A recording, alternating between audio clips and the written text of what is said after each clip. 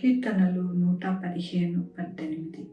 మేమైతే ఇది మొదలుకొని నిత్యము యెహోవాను స్తుతించదము, యెహోవాను స్తుతించదము. అవునండి, ఆరాధన దినము, ఈ దినము మొదటి దినము కాబట్టి మనము ఎల్లప్పుడూ కూడా ఆయనని స్తుతించేవారుగా మనము ఉండాలి అని దేవుని యొక్క వాగ్దానము దేవుని మనకి బయలుపరుస్తూ ఉన్నారు. దేవుని యొక్క వాక్యంలో యెహోవా నా మొరను, నా విన్నపములను ఆలకించి ఉన్నాడు, కాగా నేను ఆయనను ప్రేమించుచున్నాను. ఆయన నాకు చెవియొగ్గెను, కావున నా జీవితకాలం అంతయు నేను ఆయనకు మొరపెట్టెదను.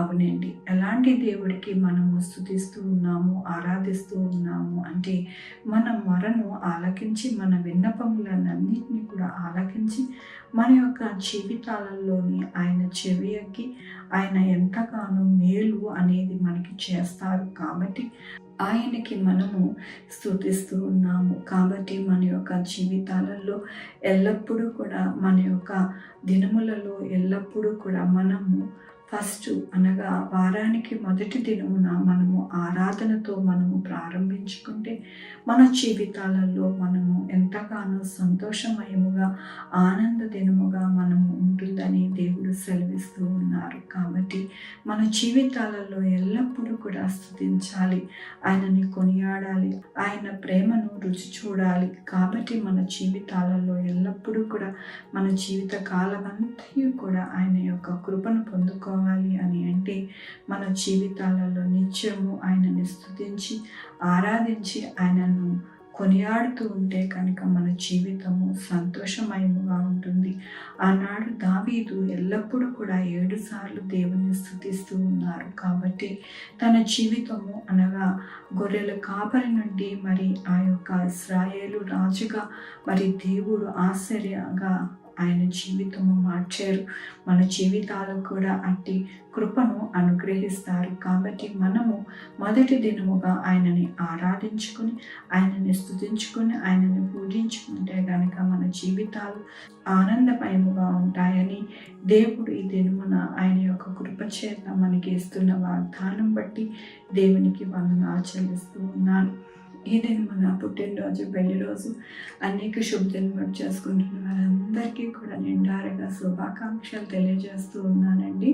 మీ జీవితంలో దేవుని యొక్క కృప, ఆయన దీవెన, ఆయన ధన్యది మీకు అనుగ్రహింపబడును కాక. ఆరాధించుకుందామండి. యెహోవా దేవా, నా తండ్రి, నా ప్రభా, మీ కృపా కనికరస్తాన్ని బట్టి నీకు స్తోత్రం చెల్లించుకుంటున్నా.